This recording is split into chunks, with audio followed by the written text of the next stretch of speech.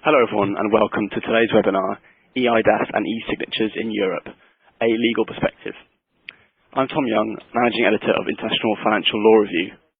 I'm pleased to announce that today's webinar is taking place in association with Vasco, the leading supplier of strong authentication and e-signature solutions. Before starting the discussion, I should make a few quick housekeeping announcements. We will end the webinar with a Q&A session. If you have a question, please type it into the questions and answers text area below the slide window at any time throughout the webinar and click the Ask button. The panelists will answer as many as they can at the end of their presentation. The slides will move automatically in line with the panelists' discussion, but they have also been uploaded to the attachment tool above the slide window. If you download these, you can work through them at your own pace either during or after the webinar. In the same attachment section, you will find a link to a very brief survey asking for feedback on today's session. If you could take 2 minutes to complete this, it would be hugely appreciated. The slides will also be available on iflr.com first thing tomorrow morning, as will a recording of today's event. Finally, if you experience technical difficulties with the sound and slides coming up together, please refresh your window and this should correct it. Now that we have those initial matters out of the way, let's move on to the content of today's webinar. The new Electronic ID and Trust Services regulation that takes effect in July will be a huge step forward for e-signature adoption in Europe. The regulation, known as eIDAS, promises to make trusted communications easier in the continent. Today, we'll provide an overview of the new regulation and its impact on companies doing business electronically. Speakers will answer common questions, such as whether you can use an e-signature to create a legally binding contract in your country, and whether you have to use a qualified e-signature. We will also discuss the ABCs of e-signatures, digital signatures, and qualified certificates. Differences between an advanced e-signature and qualified e-signature under eIDAS. How and when trusted service providers play a role. Best legal practices regarding which types of documents and processes are ideal for e-signatures. How to meet e-signature requirements as defined in the regulation. And how eSign Live complies with eIDAS for each e-signature type. We have two excellent speakers today. We have Lorna Brazel, IP lawyer and London-based partner at law firm Osborne Clarke, and Michael Laurie, Vice President of Product Strategy, eSign Live by Vasco. So I'll now hand over to Lorna, who's going to start today's discussion.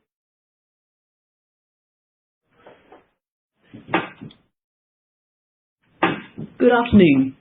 So my remit is to address essentially the legal aspects of the new regulation, but I'm going to start rather than jumping into it by looking at how we've got here and why there was felt to be a need for the new regulation. Once I've dealt with that, I'll talk about the different forms of e-signature and the requirements for a signature to be legally effective. And then my third section is the role and regulation of trust service providers and the distinction between ordinary or unqualified trust service providers and qualified trust service providers. And then finally, I'll look at one or two other aspects which are dealt with under the regulation. So, what is eIDAS and, more importantly, why? Those who've been working in electronic signatures for any length of time, which includes myself, having been deeply involved since the days of the 1999 e-signature directive's introduction, are aware that we already have in Europe a supposedly harmonised regime under that directive, which was supposed to encourage the recognition of electronic signatures across borders. But, as I said on my slide, essentially this directive was a failure. Setting up the three categories of electronic signature, that is, simple electronic signatures, advanced electronic signatures, and qualified electronic signatures, although they weren't known by that title under the directive, led to many interpreters to conclude that it was necessary, in order to achieve legal effect, to have a qualified electronic signature, which required a certification by a trusted certification provider, and it required, it appeared, specific technology in order to meet the requirements imposed by the directive. Given that in many cases commercial contracts do not require a signature in order to have legal effect, a system which appeared to impose an expensive and complex technological solution simply was never going to have a great deal of uptake. The second reason why the directive was a less than successful introduction was that it permitted member states to have their own systems for supervision at the national level of any party who was providing the signature technology, and in particular the certificates on which those certificates are founded. That resulted in a huge disparity between the requirements that were being imposed on certification service providers in one country from the obligations they were imposed on another, and that in turn effectively discouraged cross-border recognition, because a country where their national certification service providers were subject to complex national supervision regimes was naturally going to be disinclined to trust signatures which were based on a certificate issued in another country which did not have equivalent supervision requirements. So overall, the Electronic Signature Directive, while it cannot be said to have done a great deal of harm, it certainly did not do a great deal to encourage the take-up of electronic signatures. 1999, of course, was a long time ago and almost another world in terms of the volume and complexity of transactions which take place online. And so moving forward to 2011, the Commission has started to look at ways in which it can encourage cross-border trade. In particular, we are suffering in Europe from a very fragmented market. Very few consumers, something like 4%, buy goods from sites which are hosted in other member states, and similarly, very few small and medium-sized enterprises are attempting to sell their goods online across borders. So eIDAS is part and one of the front runners of the new regime under which the European Commission is attempting to establish an environment in which European electronic trade can flourish from one boundary of the European Union to the next. That explains the impetus behind the introduction of eIDAS. However, once it had already been passed, it was passed by the legislature in 2014 with a 2-year lead-in to implementation this coming July. In fact, we did have a case decided at the Court of Justice of the European Union, not on the directive itself, but very much on a related issue. And this is the case I've referred to on the slide as Al-Majoub. The Al-Majoub case concerned a car dealer based in Germany who contracted to buy a used car from an online sales site. And when the online sales site determined that it was not going to proceed with the transaction, he brought proceedings in the German court in an attempt to enforce that. Unfortunately for him, he failed. And the reason that he failed was in concluding the contract with the online website, he had clicked to say, yes, I agree with the terms and conditions, as we all do frequently with any kind of electronic transaction online. It turned out that the terms and conditions, which he had not read, said that exclusive jurisdiction for any disputes under this contract is going to be heard by the courts of Belgium. So the German court to which he had taken his dispute had no jurisdiction because of the effect of the terms and conditions which he'd agreed to by clicking but hadn't ever read. Now, the question framed to the Court of Justice of the European Union was not, is this a signature which is legally binding? Rather, it was simply, is he bound by those terms and conditions despite his failure to read them? And the court had absolutely no hesitation in saying, yes, he has clicked a button which indicated that he agreed to those terms and conditions. It was his pure choice not to read the terms and conditions before he clicked his agreement. He would have been able to see this exclusive jurisdiction clause if he had done so, but he didn't. In the circumstances, there was no reason not to find that he is in fact bound by those terms and conditions. So this case illustrates that for many of the purposes for which entities choose to have a signature mechanism in their agreements, a click on a button on a website, the simplest possible form of electronic signature, can be legally effective. The directive, in other words, may have been to some extent trying to fix a problem which didn't yet exist. So moving on then to look at what eIDAS does. The first thing it does is take away that discretion from the member states, which I referred to when I mentioned the regulation of the certification service providers. If the European Union implements legislation by way of a directive, as it did with the Electronic Signature Directive in 1999, then each member state has to transpose that into its national law before it becomes legally binding. And of course, the process of transposition gives considerable leeway for member states individually to decide what they think the directive requires them to do and make that part of national law. So the divergence between the strictness of the regimes which the member states imposed on their certification service providers in one sense, arose from the fact that it was a directive which the Commission had used rather than a regulation. eIDAS is a regulation.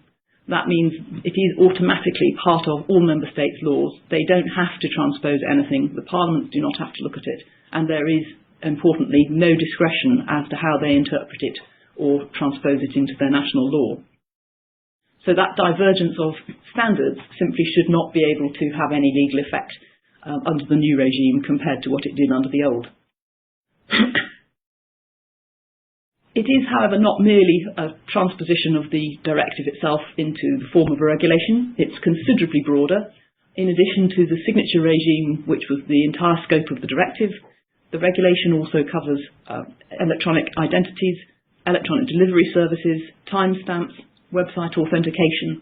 So it is a complete map of the environment, the legal environment for executing and proving the existence of documents and persons electronically. It also does make some small changes to the terminology which was used in the directive around electronic signatures themselves, but in my view those changes are semantic rather than substantive. The regime in terms of electronic signatures is largely identical to that which was imposed under the directive. But it is substantially different as regards the supervision of signature technology providers. There is no way that electronic trust services will be subject to a patchwork as the directive had unfortunately resulted. But having said that this scope is broader than the directive, it is very significantly no broader than the directive in one key respect. As I mentioned, under most national laws of member states of the European Union, there are a large body of contracts which can be entered into without any signature taking place at all. And eIDAS does not affect that. So, to take an obvious example, if I walk into a corner shop here in the UK and I pick up a pint of milk, I show it to the person behind the counter, they name the price, I hand over the money, and I leave the shop carrying the pint of milk. That is a contract that I have offered to buy and they have agreed to sell the pint of milk for the price. No contract has been written down in words, no signature was required. The same, perhaps more surprisingly, applies if in my business capacity I go to a supplier and I order £1 million worth of milk for the purpose of a dairy business. The same contract can be concluded orally, or it can, rather more effectively for business purposes, be reduced to writing, but the contract will be effective regardless of the fact that neither party signs anything. So, for business-to-business purposes, it is still a question of national law whether or not any signature is required in the first place. And this is something which people do tend to get slightly hung up about in dealing with both the directive and I anticipate also the regulation. Because there is legislation around the forms of signature, there is a tendency to assume that there is a need for a signature, but that is an assumption which is false. Of course, there are many circumstances in which a signature is necessary. For example, consumer credit contracts need to be signed in order to have legal effect. Also, transfers of land have to be in writing and signed. Wills for the passing of property on succession have to be signed. But these are all special cases. There are a limited number of special cases. There is a large number of contracts which can be perfectly effective, and also other documents such as notices to indicate information received, which can be effective without any signature taking place at all.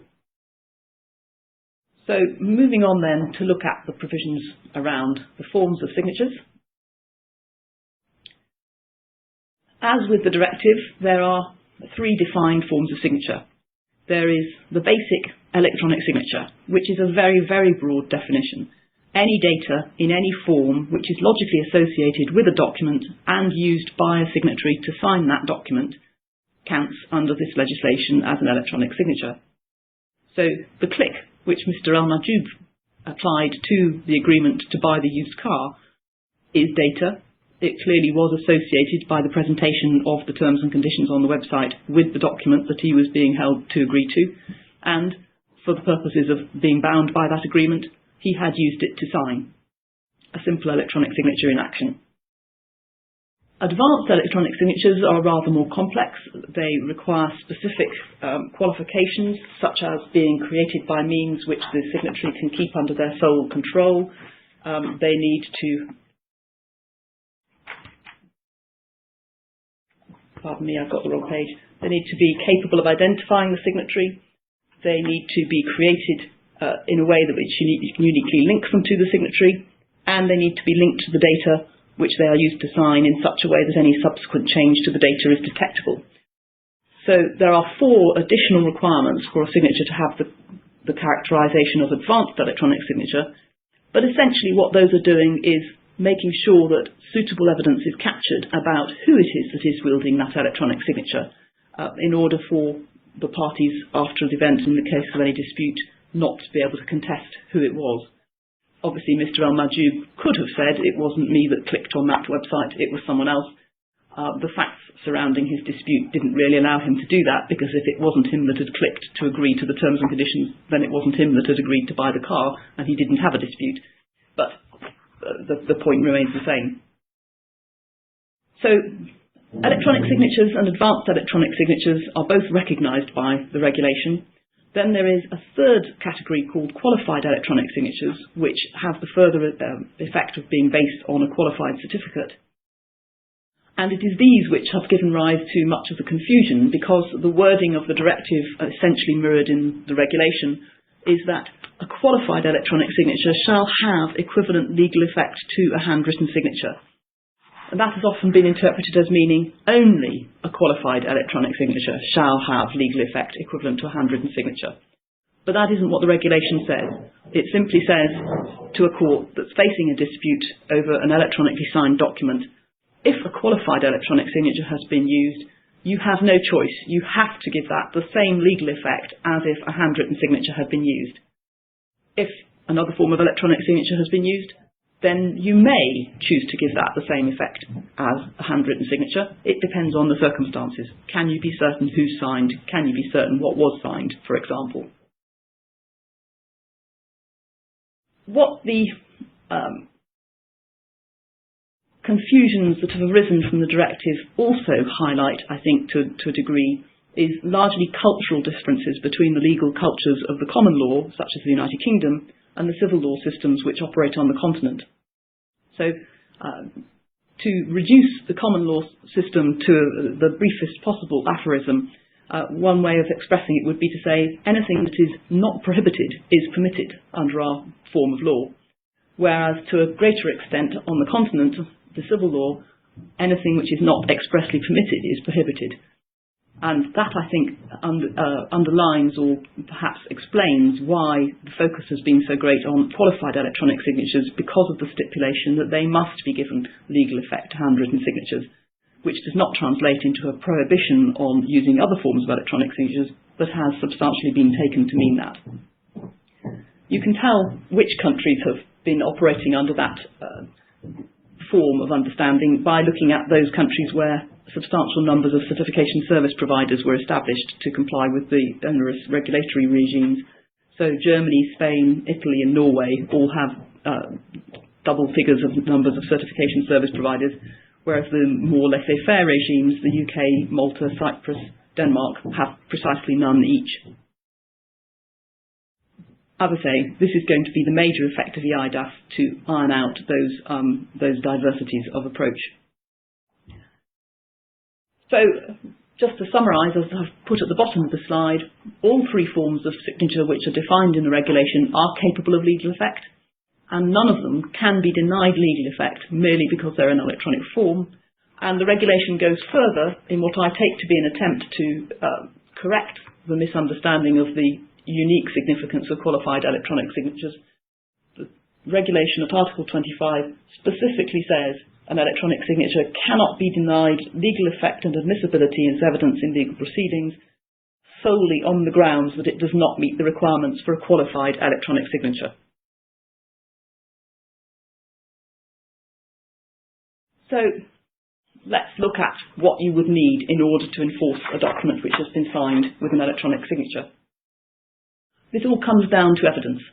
So what the court is trying to ascertain in a dispute over a signed document are these 3 points. Who signed it? How do we prove that a particular verifiable identity of a person who has a legal existence is associated with that signature? And then the second question that might be challenged is, well, what did they sign? It's very easy to imagine a consumer who finds themselves subject of an onerous consumer credit contract turning around and trying to say, well, it didn't say that when I signed it. These terms and conditions can't be used to bind me. So one needs to be able to demonstrate what it was that the signatory saw on screen at the point where they applied their signature. And finally, the other way of attempting to extract oneself from an unfavourable contract is to say, well, I did sign a document, but actually somebody's changed those terms so that what's now being presented to the court isn't the document that I did sign. So there needs to be some mechanism to establish that the document hasn't been tampered with by anyone to any extent since the signature took place. Looking at each of those in turn, as my headline says, the more proof available, the better. So, for instance, if you are using an electronic signature, a simple electronic signature that is, such as a click on a button, then you are going to need extrinsic evidence that the party had received the document for signature in some manner which gives you some confidence that the person who applied the signature was the person whose name appeared on the document. And one way to do that might be that the only way to access the document for signature would be by an email which is sent exclusively to an account which has been verified as belonging to the signatory. Other forms of evidence could equally be applicable. A witness who had been standing by the person's side when they signed could well say, yes, I was there and I saw Joe Smith click that button. But obviously, for the purposes of freestanding package of evidence, it's preferable not to have to call a witness. So something which is intrinsic to the process itself is going to be easier to rely on. When you get to the advanced electronic and qualified electronic signatures, then you've got the unique linkage, because that's an intrinsic part of the technology being used to apply the signature. And of course, the qualified electronic signature has the same technological association between the person who is applying the signature, but also has a certification of that link from a qualified trust service provider. So there's a further layer of evidence. How much evidence you want, obviously, is going to be an analysis based on how important is the contract. If the contract is a contract for a few £100, then a simple electronic signature with some reasonable basis for believing that the party who signed it is the party named in the contract will be sufficient. If the contract is a contract for hundreds of thousands of pounds, then you might want something rather more secure.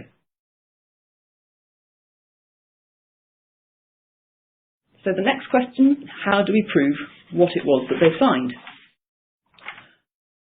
This has got to be, again, for an electronic signature by virtue of extrinsic evidence.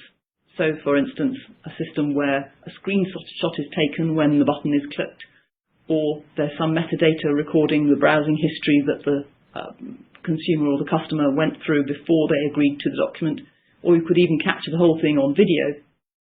Any of these will give some evidence to demonstrate that the signatory had on screen the document which they now are contesting having signed.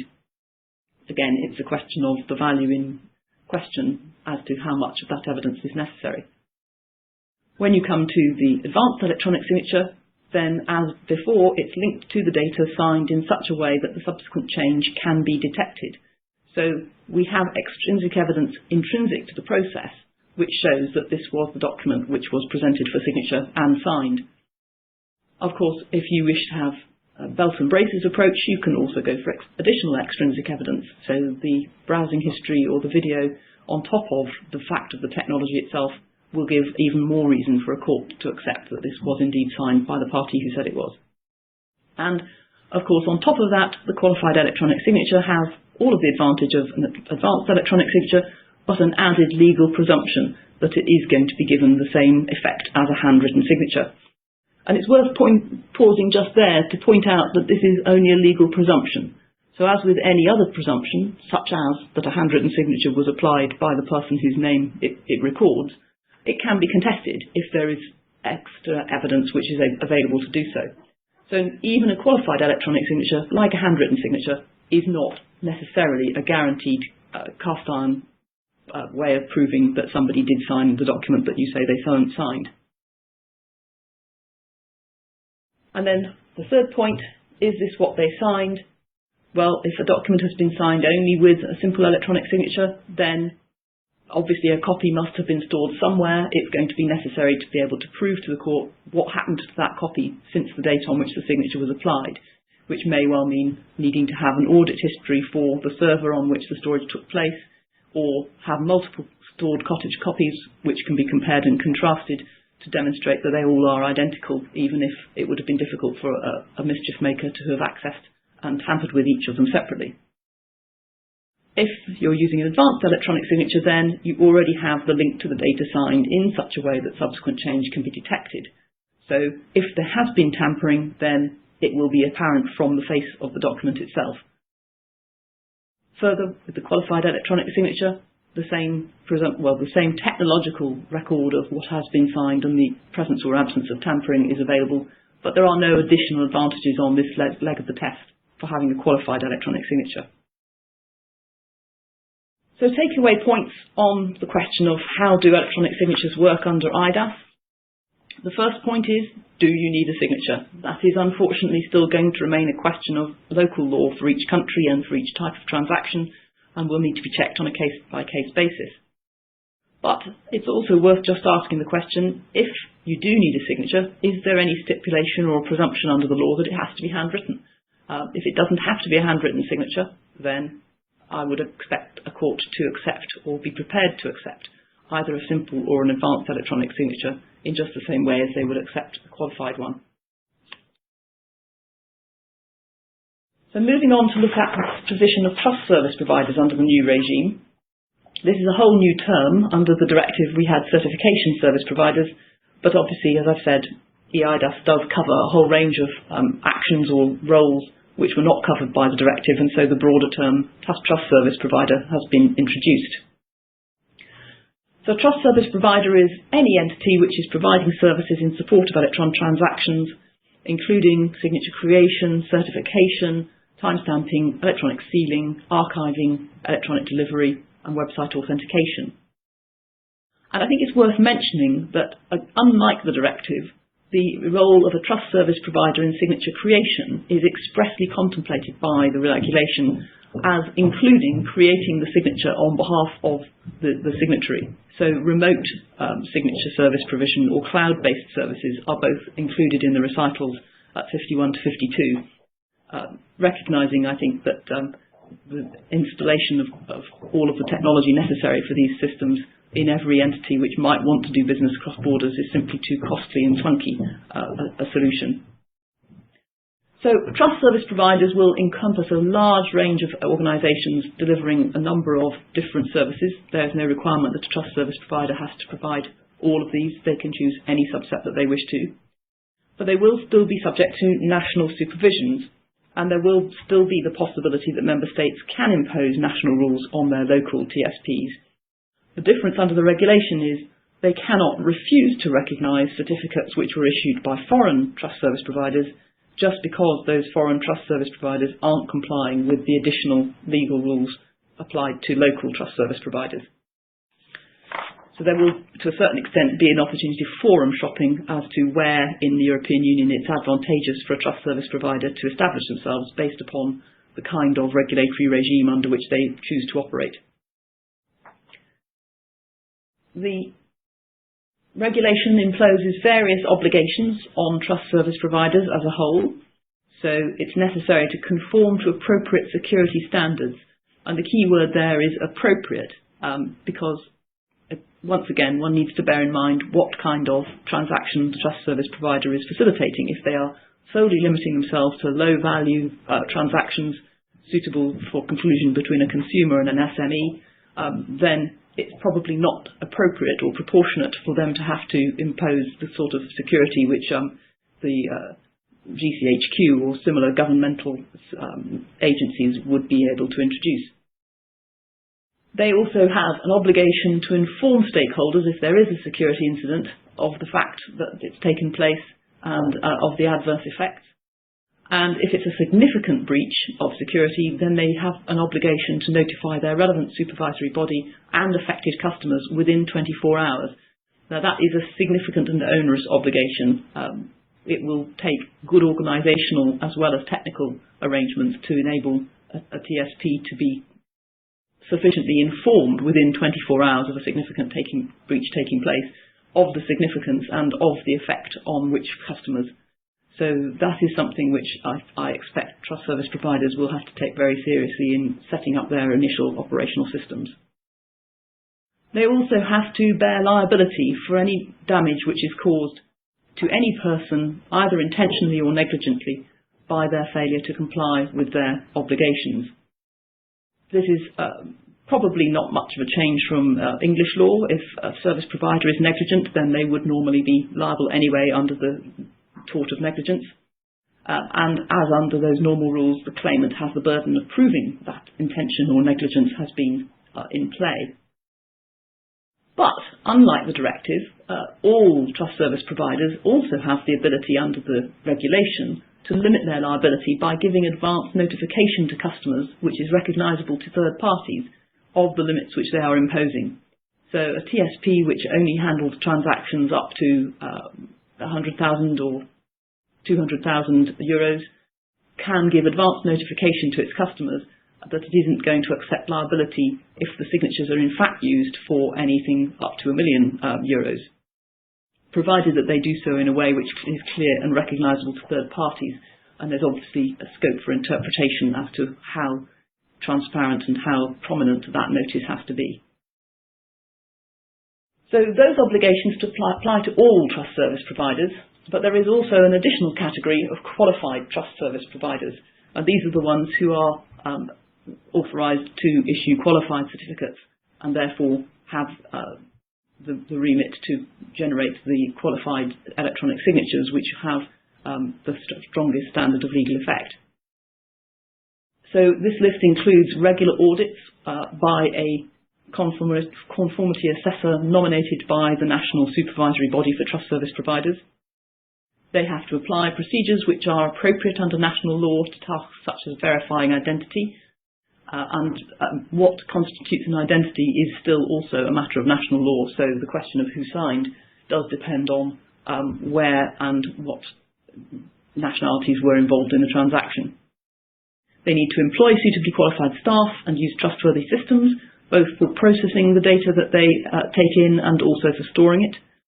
They have to maintain liability insurance, keep proper records, and maintain an up-to-date termination plan such that if they are at risk of going out of business, then their revocation lists and certifications will all still continue in effect for as long as is necessary.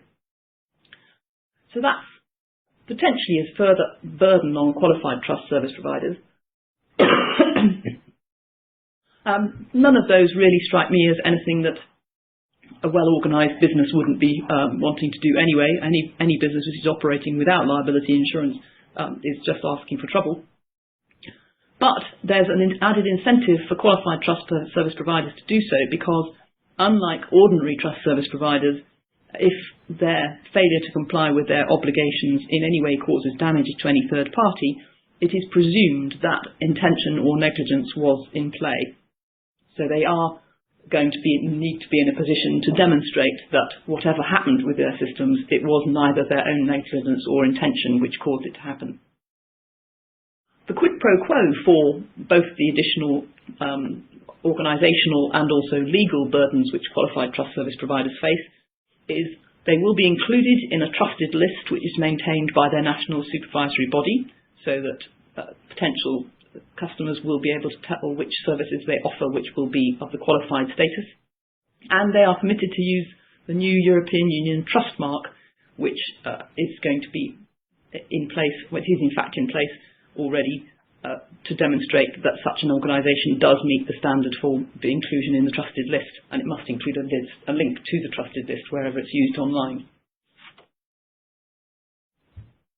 So there is a substantial additional regulatory regime to be met by qualified trust service providers, but as I said, this at least will be consistent in that it won't be possible for third-party states, that is, not to recognise a trust service provider's services just because they aren't complying with the local supervisory regime for trust service providers in their own state. Moving on to look at one or two other points under the regulation. The first and most exciting sounding is the possibility of electronic identities, This is something that various member states, led by quite a long neck by Estonia, have been working to introduce, but it's a long way from being the case that all member states have any form of electronic identity so far. And eIDAS is not going to cause that to change. So clearly it's far too politically difficult to introduce an obligation for all member states to have some form of electronic identity. It will remain the case that only those member states that choose to have it will have any such system. It's also not the case that eIDAS imposes an obligation on member states to recognise other member states' electronic IDs, but what it does is facilitate an approach to enable that to happen. So electronic IDs will be subject to a range of assurance levels as to the security of their contents and their veracity as to the party whose identity they represent. And the situation is set out on the slide. If a member state has nominated that it wishes its electronic IDs to be recognised across borders, and those electronic IDs do meet an assurance level which is standardised across the EU, which is laid down by a different member state for eIDs for use with its public services, for instance, access to healthcare or benefits or interactions with the tax system, then Member State 1 has no option but to recognise the electronic ID presented by the citizens of Member State 2. So it's a very limited step towards mutual recognition of electronic IDs, and I think it's unlikely that it's going to lead to harmonisation of the form and the technologies which are used for those IDs anytime soon. It's widely recognised that the limited take-up for electronic IDs so far has been because they simply aren't user-friendly. They tend to take the form of a smart card, which citizens are reluctant to use, whereas, as we all know today, everybody is virtually physically linked to their smartphone, and if there were an electronic ID which you could invoke through your smartphone, it would almost certainly take a lot more usage in a very short order. But the problem with smartphones is their vulnerability to cybersecurity attacks. Even today, even two-step authentication has been demonstrated to be circumventable by criminals or those with criminal intent. So smartphones, although convenient, don't necessarily meet the standards which are necessary for an electronic ID, which is going to have effectively great power to mediate between a citizen and their country of origin in accessing goods and services. What eIDAS does not do either is say anything at all about the use of electronic IDs in the private sector. So this is a purely public sector initiative. It's purely to do with citizens accessing state benefits or state services. Of course, it's open to private sector entities to recognise and to operate on the basis of those eIDs, but it isn't something which will be obliged to happen. And finally, I just want to talk about one last aspect of eIDAS, which is the opportunity to use electronic delivery services. Because in this one instance, the eIDAS regime actually gives a greater advantage than using traditional hard copy forms of delivery. So the provision sets out that national courts are not able to deny legal effect or admissibility to data which has been sent or received electronically by a registered electronic delivery service on the grounds that it is purely electronic. That takes us only so far. But if there is a qualified electronic registered delivery service, then in addition to not having legal effect denied, the court is required to presume that the data as sent is the data as received, that the identified sender was the sender and the identified addressee did receive, and finally that the date and time which are stated to have been the dates and times of sending and receipt are also presumed accurate. This is considerably better than you can get by putting a parcel through the public postal service. It does require that the data is secured by an advanced electronic signature while it's in transit, and the electronic timestamp to show dates of sending and receipt needs to be a qualified electronic timestamp.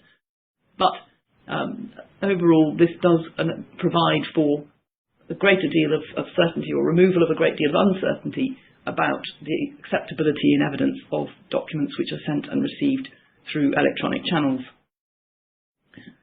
That concludes my part of the presentation, and I shall now hand over to Michael Laurie, who's going to talk about the e-sign system. All right. Well, thank you very much, Lorna. That, I think, was a great introduction to the eIDAS regulation, and it's going to give us a chance, I think, to talk a little bit more about electronic signature solutions and what we see as some of the best practices around the use of that. So, of course, I'd like to welcome everybody who is joining us today for the web seminar. I'm going to spend a few minutes, now that you've got a good basis as to what eIDAS is all about. I want to talk about electronic signature solutions, what are the best practices, and how they relate into eIDAS and the types of signatures that you can use as part of an e-signature solution. So I'd like to get started out by talking a little bit about why electronic signatures today, what is going on. I think everybody's been talking about this for such a long time, and the reality is the adoption of electronic signatures is growing quite rapidly. eSign Live, which was formerly Solanus Technology Electronic Signature Solutions, and now is part of Vasco Data Security, started in North America over 20 years ago, and certainly has been very involved in electronic signatures in not only North America, but on a global basis. And we have certainly been seeing the growth in all kinds of industries, particularly in financial services, banking, insurance, wealth management, healthcare, manufacturing, and of course government, which has always been a big user of that. And with that adoption and that growth that we've been seeing, some of the drivers that are really hitting today, it's really about digital transformation. We just see this all over the place. In many cases, these are actual departments and groups within companies that have been formed specifically to allow the company to start doing business in a much more digital fashion. And that digital transformation is also driving the adoption of the electronic signatures. Some of the key drivers around that, of course, is to improve the customer experience when we're going online using the web or using mobile devices, and allows us to be able to carry out transactions anytime, anywhere, in any place on any kind of a device. Another big driver, of course, is to improve the efficiency of the transactions and how we do business by reducing the amount of time it takes to get through these transactions. And then another factor that we've seen for a lot of organizations is to strengthen their compliance and legal positions when it comes to those transactions. And certainly, as we've found, digital transactions can actually be quite a bit better because you can ensure that things are being carried out the way that they're supposed to be carried out as part of those transactions. So those are really some of the things that we see driving the adoption of electronic signatures. And as a result of that digital transformation, we're also seeing certain types of requirements that are coming up for the solutions that users would like to be able to use, and how they need to be able to use those solutions. And we see that reflected in our own solutions. So we really see like these four particular areas or buckets of requirements. Number one is always a big issue, is the flexibility of what you can do with that. And I think that explains why we're seeing now solutions that have so much functionality that's built into it, because it needs to be able to adapt itself to all of these different types of use cases, different types of businesses, different types of industries, and ensure that we make it easy for companies to use this, not only to make for a better customer experience, but also to be able to differentiate their own business and make them better for their customers that they want to work with. And another big factor when it comes to those customers is the ease of use for that solution. And that's really a key thing now, is individuals, companies, governments are adopting the use of the internet and, of course, of mobile technologies and mobile devices, we're really seeing the need to make things easy to use. Customer experience, user experience is one of those areas where it has really grown over the past 2 to 3 years. It's really come into its own and has shown itself to be essential. Another big factor when it comes to these solutions is being able to generate a comprehensive audit trail. And we're going to talk about this a little bit more later on, but of course we want to make sure that we have securely electronically signed documents that meet certain standards when it comes to that. But there's a lot of other evidence, as Lorna referred to in her presentation, that is important to the enforceability of the transaction should I ever have to go to court. And in many cases, having that comprehensive audit trail may also be the best thing to keep you out of court in the first place. And then the fourth point, which I think is really essential, is the scalability of your platform that you're using to deliver your electronic signature solution. And this can come in many different shapes and sizes, as I'll say. In our case, our eSign Live is delivered in 3 different ways. Primarily, it's delivered as a software as a service, so online using the public cloud, a multi-tenant solution, which can be signed up for and be up and running very quickly and easily. And you see those types of solutions out in the marketplace today. But at the same time, some organizations may prefer to not have a multi-tenant solution, but still be able to leverage the efficiency and how quickly they can get running on the cloud. And in those cases, you would use a private cloud instance of our service in that particular situation. And then finally, those same organizations may not only want to have a single tenant type solution, but also want to have it within their own data center completely under their control. So in that case, we deliver that solution on-premise to those types of customers. So those are the different types of not just delivery models, but it then speaks to the scalability and how much control you have over the operation of those particular systems.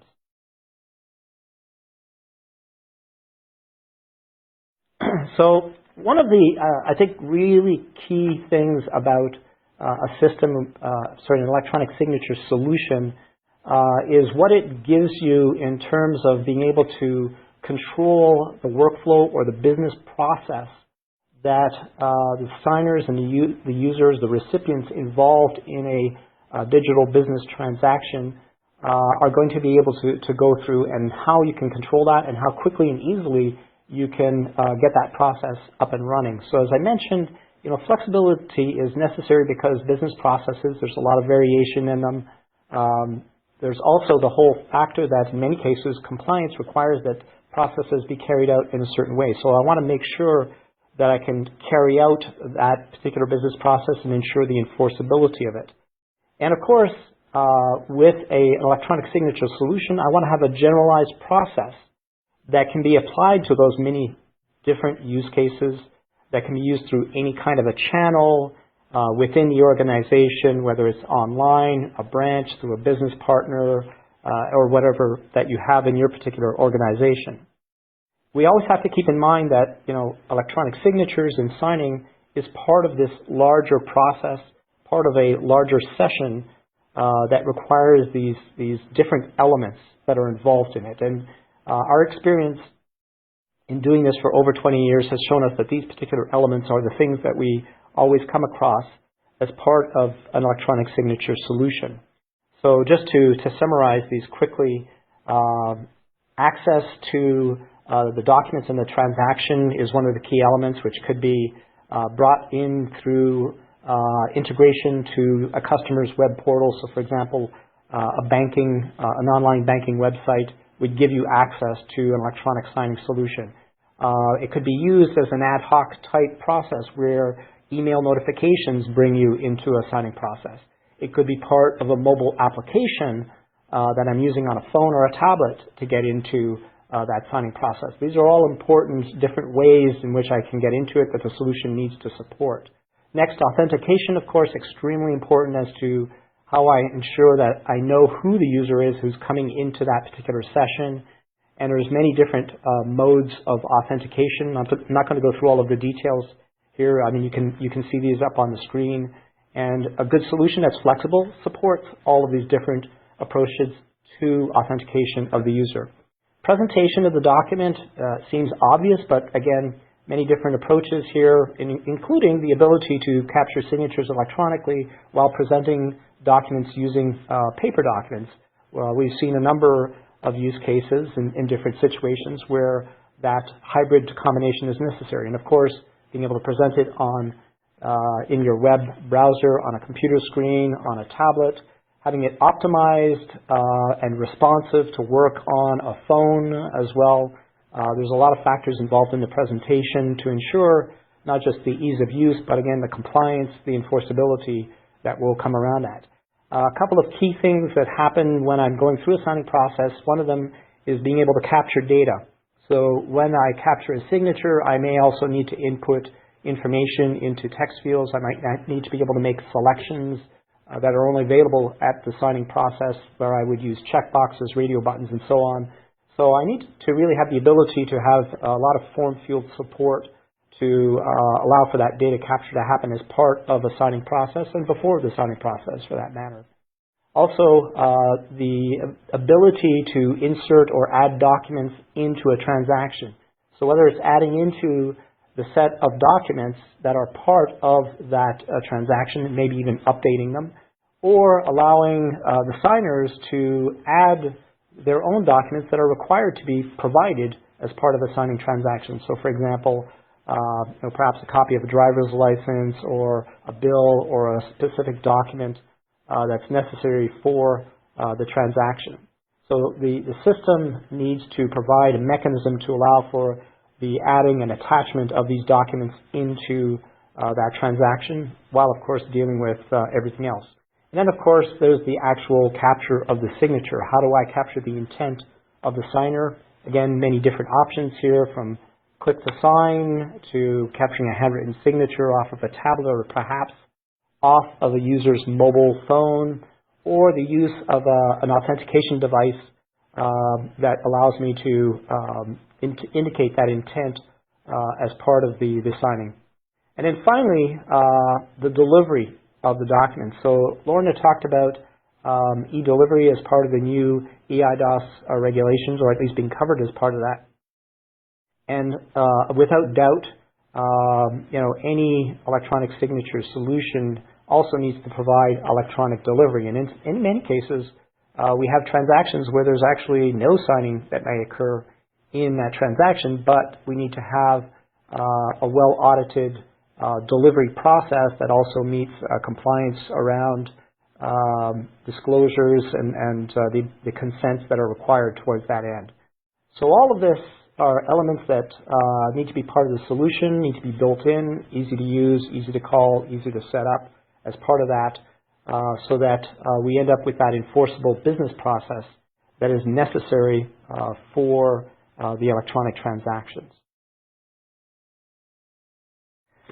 And the result that we should get out of that is a secure set of electronically signed documents, as well as a comprehensive audit trail to assure the transactions and, of course, their enforceability. Some of the things that I need to have as part of this, we talk about tamper evidence. This is provided by digital signatures that are applied for each signer that are part of that particular transaction and become part of the electronically signed document, and allows to have built-in audit trail within the document and provide evidence as to what happened with that signing process. In addition to that, with the embedded audit trails, we want to make sure it's pretty easy to get through that because of the fact that they're associated with each signer. An easy one-click type verification for any signature on any document within a transaction allows me to look very quickly at who signed, when did it happen, is it still nobody's tampered with the document, what is the data behind it, what was the authentication that was used as part of that. And then finally, one additional set of data or audit trails which we see as being very valuable is what we refer to as the visual audit trail. And this is really web screens and steps that took place as part of that process. And I'm actually going to go into that in a little bit more detail because that visual audit trail has a lot of value in helping to ensure the non-repudiation of the documents and the transactions that occurred. And the reason for that is that in a web-based signing process, and that would include mobile devices, documents are up on a server. Everything is controlled from the server to ensure the ease of use and ensure that the business process is being carried out correctly. But at the same time, everything is happening down in the user's browser or on their device. So there needs to be a link between what's up on the server and what's down on the device. And one of the ways this is achieved is by capturing and storing the web pages as well as all of the actions that a user took during the course of the reviewing and viewing of the documents going through that process online. By storing all of those web pages and all of their actions that a user took while reviewing and signing the documents, you're able to then at a later date, whether it's 5 or 10 years down the road, to actually pull up all of those web pages and literally play them back as if you're looking at a recording, but you're seeing the web pages, the order in which they came up, the actions that the signer took, the timestamps, and so on. And all of this, of course, is secured again through hashing and digital signing processes. So as a result, that we know that those pages that are stored in the database are uniquely linked to the electronically signed PDF documents that came out of the digital signing process. So this, the real benefit of this is to be able to demonstrate quickly and very effectively to anybody who would say, well, I don't think that's what I saw when I looked at it through my web browser, even though you're showing me these PDF documents. I think something was different. Here you can prove this is what you actually did see that many years ago, whenever it took place as part of that. So that's really, I think, some of the key pieces that we look for in an electronic signature solution and reflect to a great extent the best practices that we've seen over the years. So now I wanted to talk a little bit about how does that solution tie into the types of signatures that Lorna has been talking about under the eIDAS regulation. So of course you talked about the basic electronic signature. I'm going to really just focus on the advanced electronic signature and the qualified electronic signature. And I think it's important for any organization to think about what's really necessary. And I think Lorna did a great job telling us a little bit about what happens with the national laws and the types of signatures that may be required, and then what is the appropriate type of electronic signature that I should choose to use. Is it well matched to the risk level and to the laws that may apply in the particular country that you're going to do business, and of course if you're thinking about doing cross-border towards that end.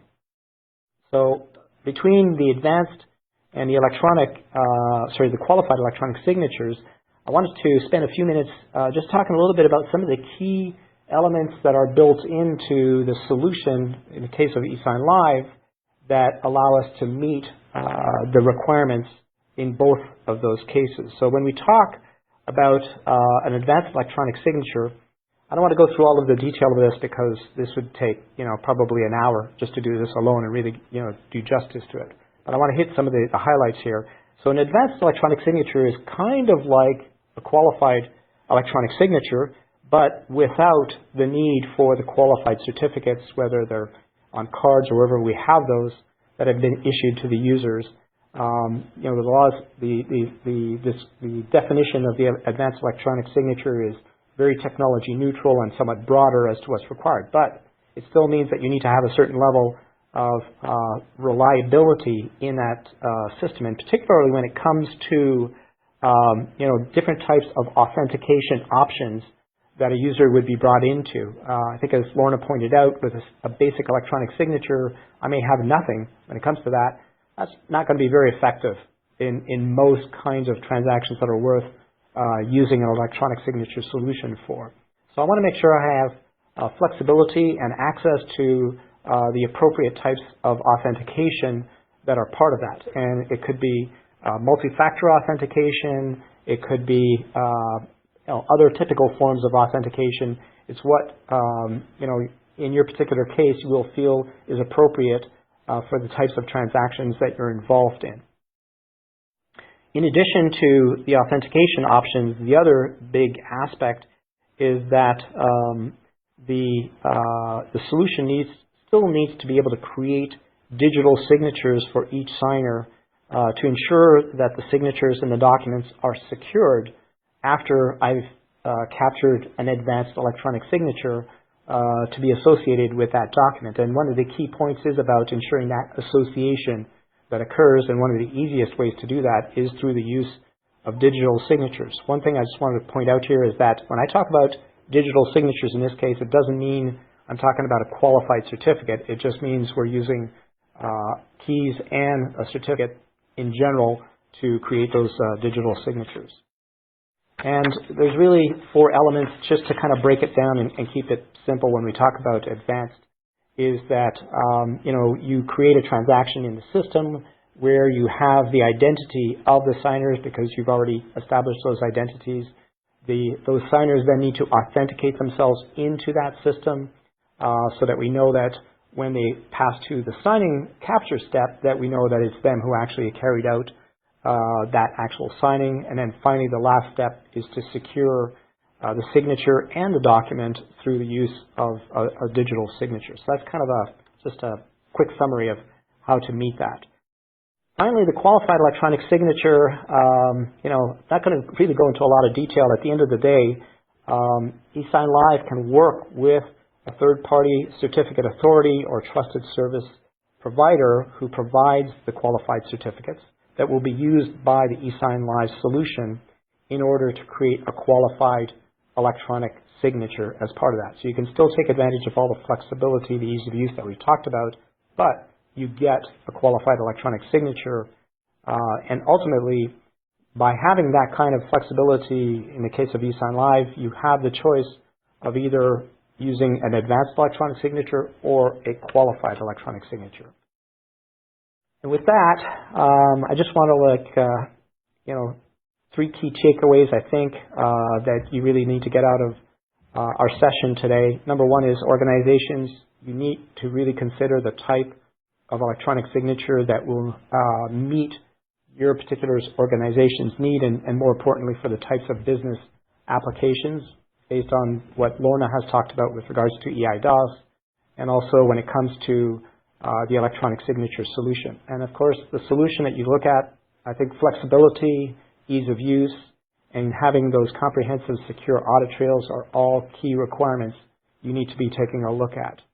And then finally, I think as we've highlighted here today, support for the various types of authentication and different types of signature capture play a great role when it comes to either the advanced electronic signature or qualified electronic signature, or if I just want to use a basic electronic signature, but picking out the right one that maintains that ease of use, ensures adoption, and I can't emphasize that enough.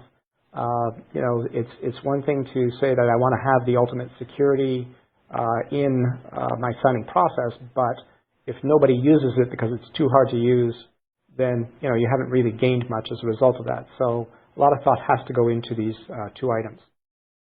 And that wraps up what I wanted to talk about with regards to the electronic signature solutions and best practices. And at this point, I think we're going to take a few questions. I'm going to turn it back to Tom, who's going to take us through some of the questions that have been coming through. Fantastic. Thanks, Mike.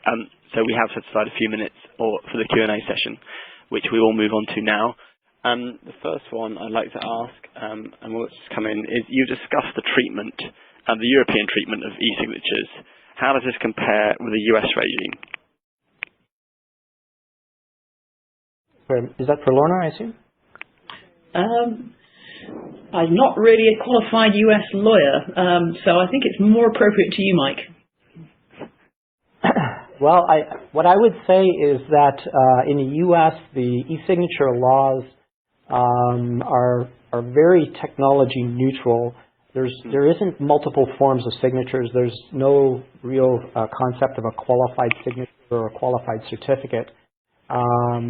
There's a definition, and the courts just deal with the evidence, the reliability of those signatures based on the cases that they're dealing with, which I think is a fairly common thing because you're dealing with a common law system in the U.S.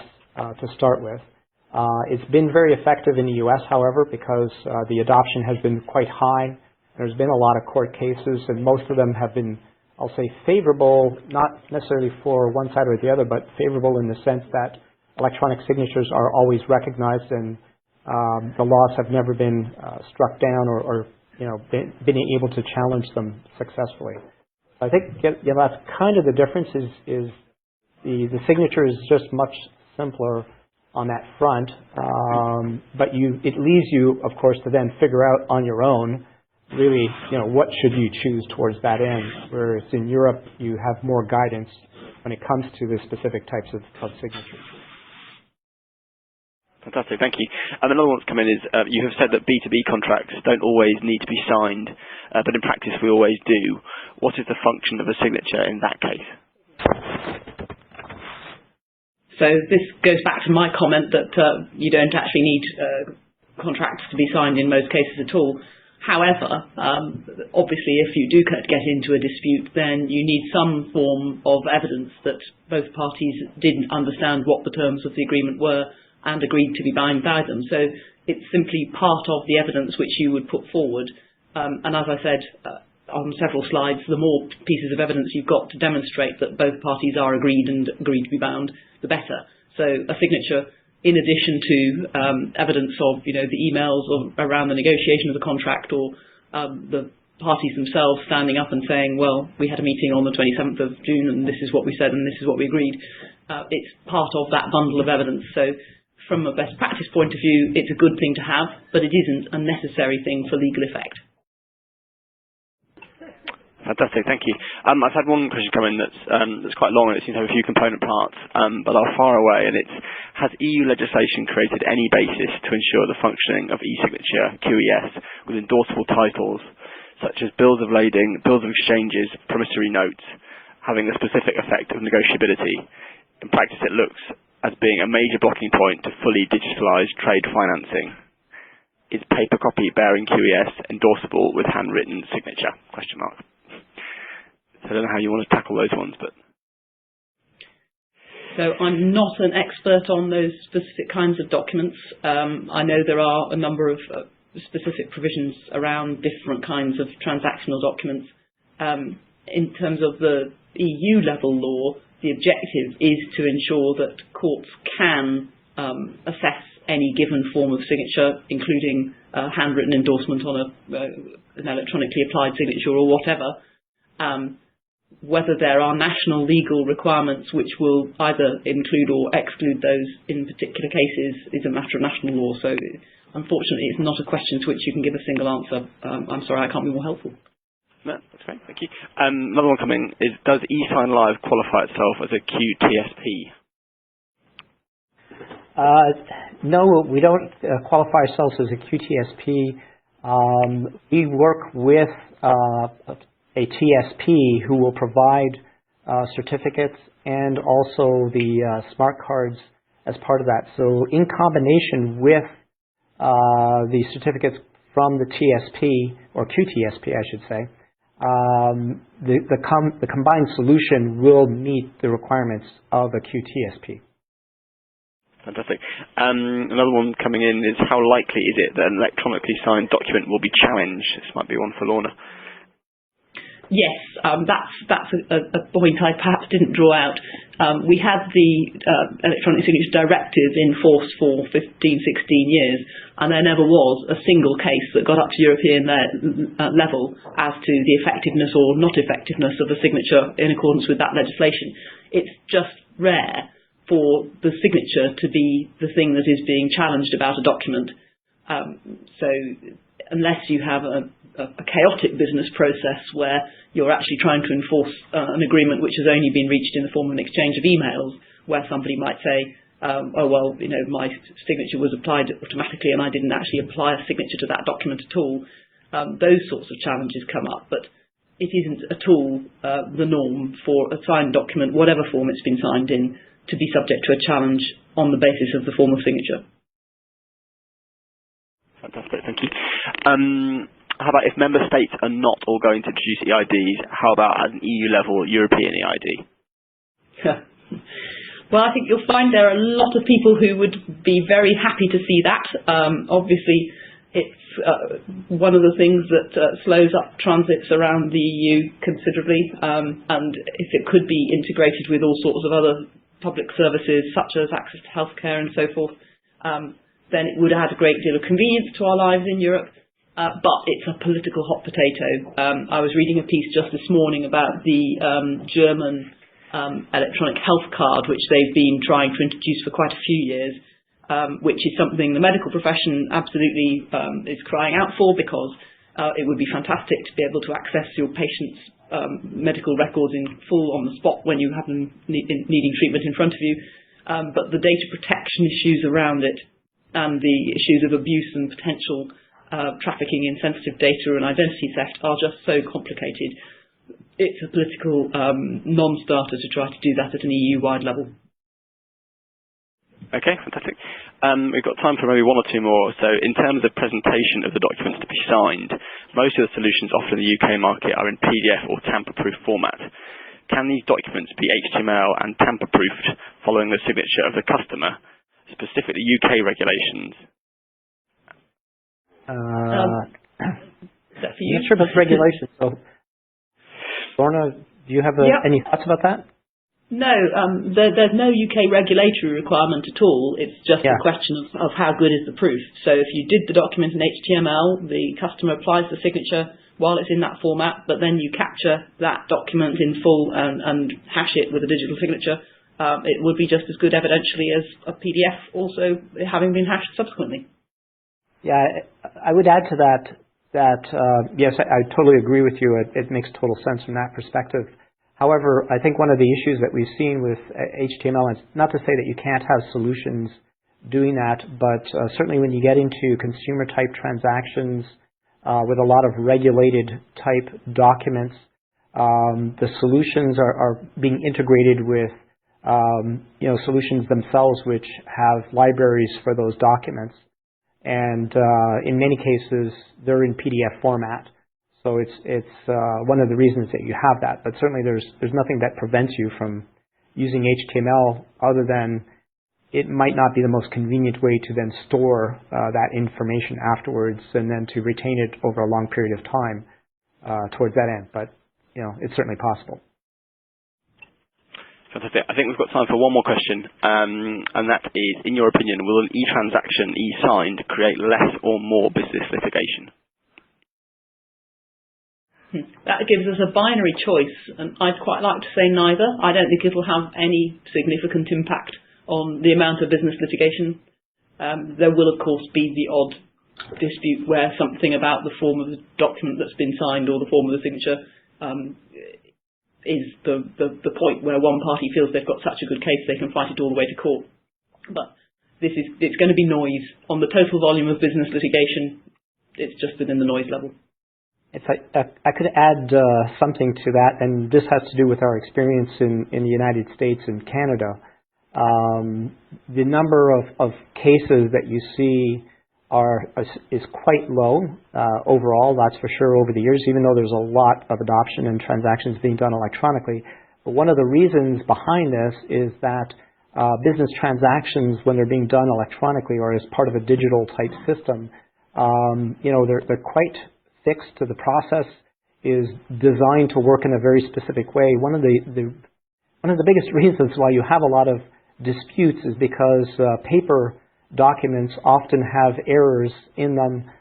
They get lost, they get destroyed, and they create a lot of difficulties, often litigation, as a result of that. When you're dealing with digital data, digital transactions and documents, the information, the data is safeguarded, the processes are insured as part of that. It makes it a lot harder for somebody to then challenge a process based on something being done incorrectly in that case. Fantastic. Thank you, Michael. I think we'll now have to finish the questions due to time running short. All that remains is for me to thank you all for attending today's iFly webinar, and also to our speakers, Lorna and Michael, for a fascinating discussion. If you do have additional questions about either today's or any other IFLR webinars, please see the contact information on iflr.com. So finally, thank you all for attending, and we hope you can join us again next time. Goodbye.